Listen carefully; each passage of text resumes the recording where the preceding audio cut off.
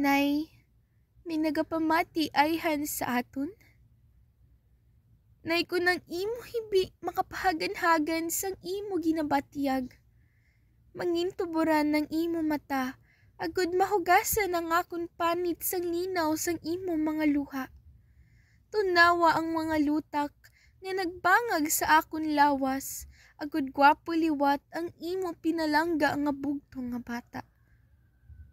Na hindi mo sala kun nga aginumusang baha ang aton pulian, kun nga nagbuya ang akon kamot sa pagkapyat kag paghawid sa imo.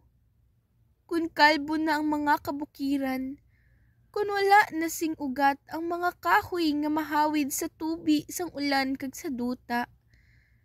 Nay, tunugang imo hibubunot agud mabatian sang tanan ang tingog sang mga iloy nga nadulaan sang pulian, sang bata, sang bana, sang utod, sang ginikanan, sang kabuhi, sang tanan-tanan.